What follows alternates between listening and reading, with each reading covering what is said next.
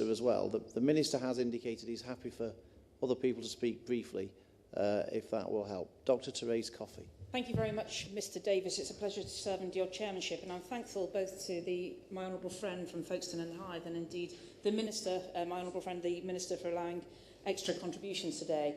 Marine conservation zones, I think generally people do agree it is important to protect our seas, and my honourable friend from Folkestone and Hythe was talking about the importance of his fishing community. Indeed, my own fishing community has been part of aspects of the Greenpeace and fish campaign about wanting to protect the diversity. However, the two areas in my particular constituency, there has been local uproar amongst Aldborough, Orford and surrounding areas about the potential designation of the Alder Nore. This again is based, as seems to be referred to by my honourable friend from Folkestone and Hythe, about really quite flawed evidence that's being put forward on this basis. There are different examples. I think there are 3 or 4 characteristics in the Alder Nore. One of those is about the smelt. Well, there's only been one sighting in 8 surveys over 5 years, and part of this is that it is not a freshwater river, indeed, and smelt normally is in those particular areas. Although local fishermen have seen it that one time, it was deemed to be because it was chasing its food stock.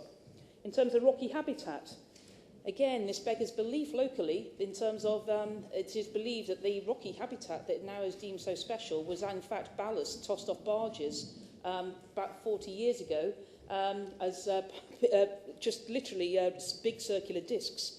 And there is astonishment that this can now be treated as something special on which to curtail activity. In terms of the muddy gravels, no evidence has been supplied. Indeed, more work is going on this. And with all that's going on, the MMO is also getting in on the act and causing quite a lot of concern for local activities, whether it's about painting the lines for the racing or repairing a patch on the slipway. We were promised by DEFRA, and they've delivered, that there would be some deregulation undertaken by MMO, but not if your area is in an MCZ or a designated MCZ.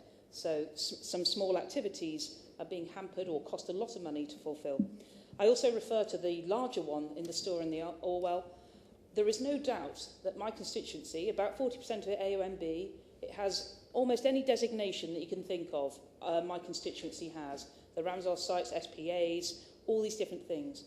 The Port of Felixstowe has been able to work alongside very precious habitat nearby and make sure that that is preserved. Now, at the same time, while trying to continue a commercial port, the Marine Conservation Zone suggested for that area throws a complete blanket coverage over the entire estuary, which is causing great consternation amongst the Harwich Haven Authority and the port about future activity. At the moment, certain areas where there is special designation is protected, and that should be respected. But, Mr Davis, I'm very concerned that some of the unintended consequences of what is notably a good policy trying to restore and conserve parts of our seas may have big problems for my constituents and its businesses in the future. Adrian Sanders. Thank you, Mr Davis.